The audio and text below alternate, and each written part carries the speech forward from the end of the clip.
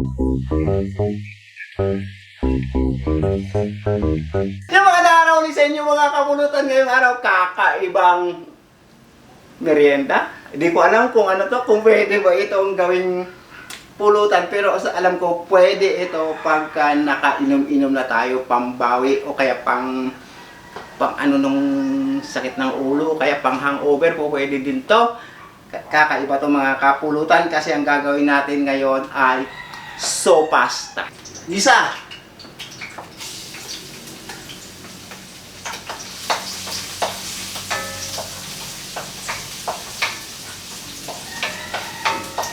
Sibuyas bawang lang.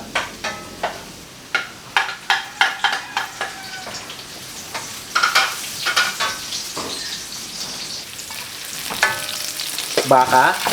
Buto-buto ng baka, masarap isopas yan mga kapulutan. So habang ginigisa natin yan, titimplahan na natin. Alam nyo na po ito kung ano to. Pusin natin yan para malasa. Aalat to.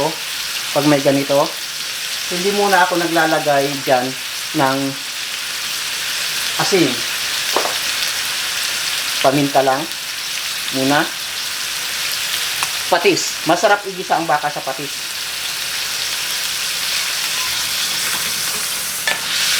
Halu-haluin lang at antayin lang natin. Ulit tulad ng isa pang technique natin sa pagigisa, antayin natin maubos lahat ng katas niya. Siguro inabot na to ng mga 10 minuto mga kapulutan. Pwede na natin siyang ilipat sa ating pressure cooker para mas madali po yung buhay natin.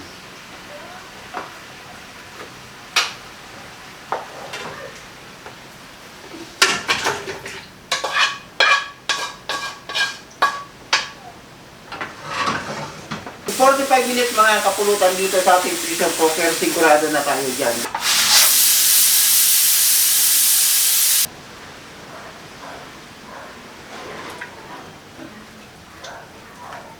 Ang tabang.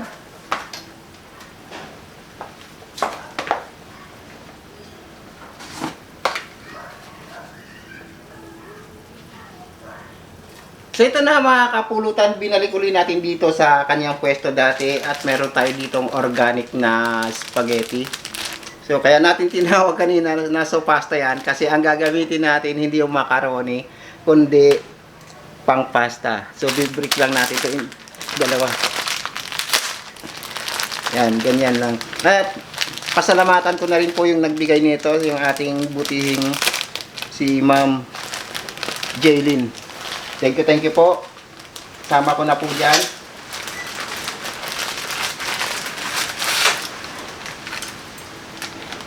Maraming salamat po, ma'am.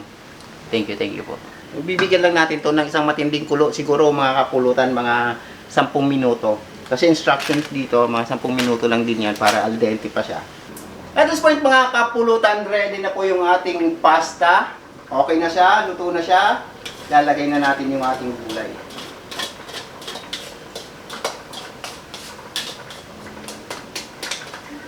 At yung ating, of course, gatas. Bulwakan tayo ng gatas. Dinamihan ko na po para masarap.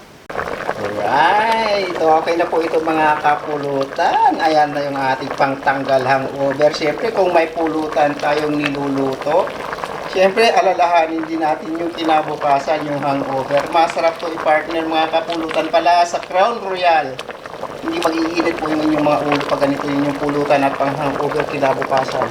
So mga kapulutan, eto na nga yung ating sopasta. Invento na naman po ang ating ginawa ngayon. Napaka-creamy na actually.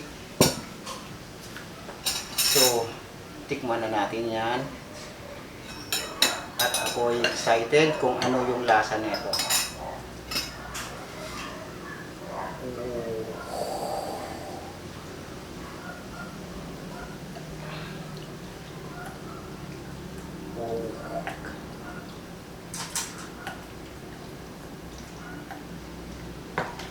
Wow. Sabaw. So, hindi siguro muna tayo inom ngayon dahil ang pulutan natin ay Hindi, yung ginawa natin ay hindi pang pulutan kundi pang cure ng hangover.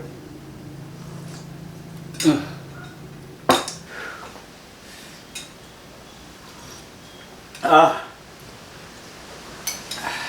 sarap talaga yung sopas pagkabata.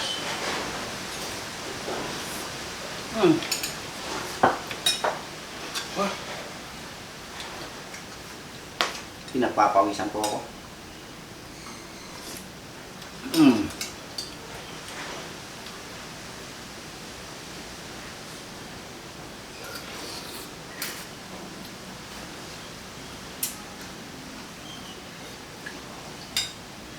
Ay. Sa mga katatapos lang dyan, ganito. Pang ano ng pwersa nyo. Para bumalik yung inyong lakas.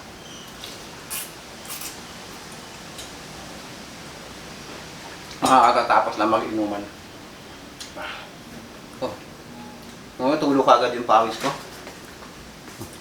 Grabe.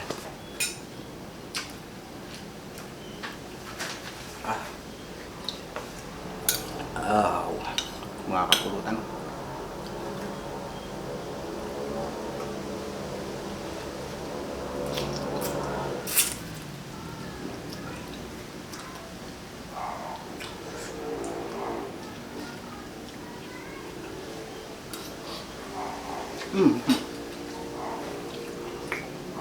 Oh, God, sarap!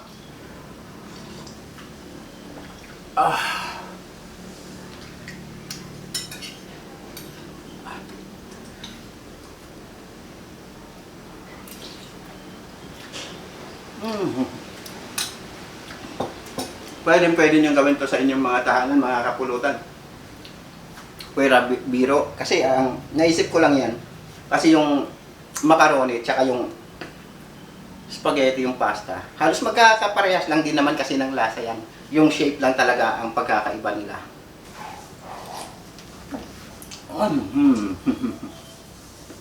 Wala rin siya pinagkaiba.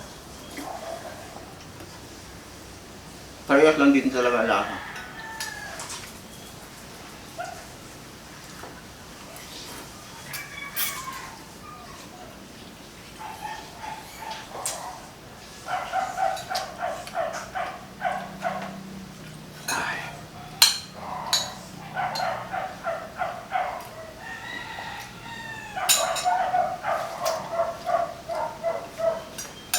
Sayang wala si Kamatet. Kung nandito yun, ay Diyos ko. Paborito pa naman niya yung baka. Kung nandito pa, pati yung unano. Kung nandito pa, pati si Kaborbor. Ako.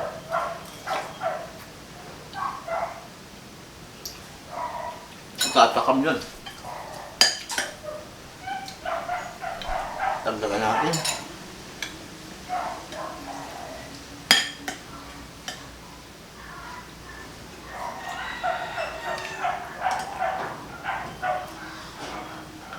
Sabaw. Pwede ding iulam to. Oo. Naalala ko noon, inuulam namin to. Walang-wala eh.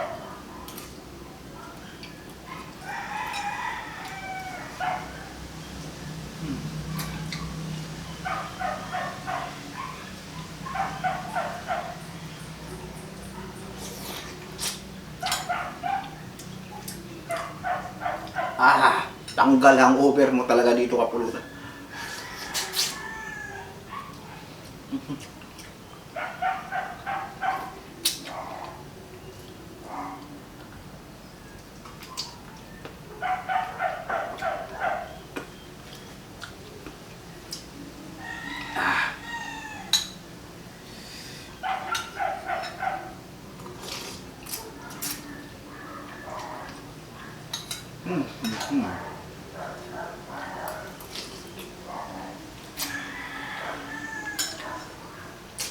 Ang kaya akong tumigil na. Yun siya na.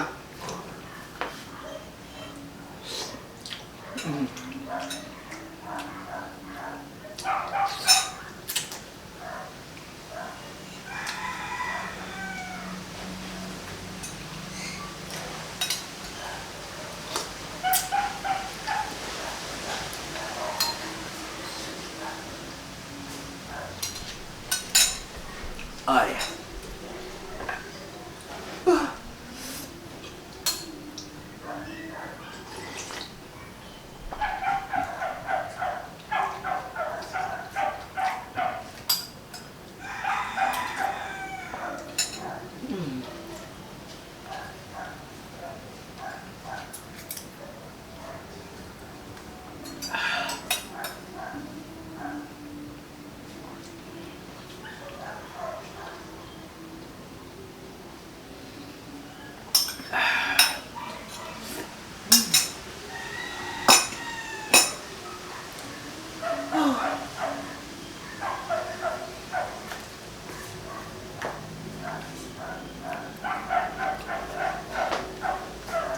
Sulit na sulit mga kapulutan.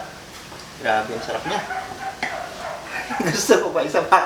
Isang round pa.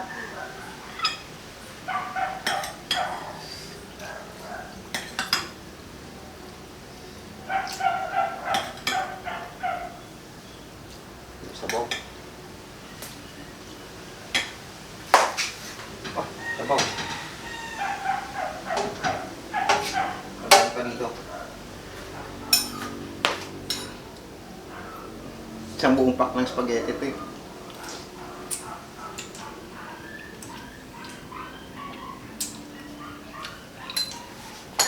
Maraming salamat po sa nagpa-package siya. Ma'am, thank you po. Organic pa talaga, di ba?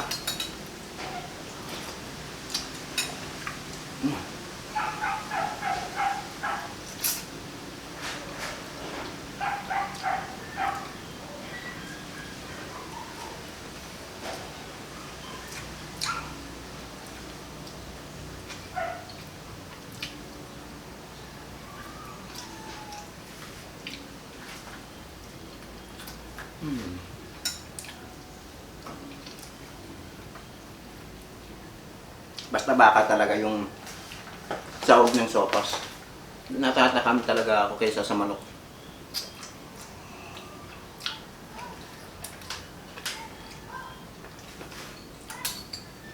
Mas malasa. Lalo na buto-buto. O di kaya po ribs. Tadyang. Ay, napakasarap din. O kaya yung linahab. Yung lumulobo pag nilalaga. Ay, sos, napakasarap nun.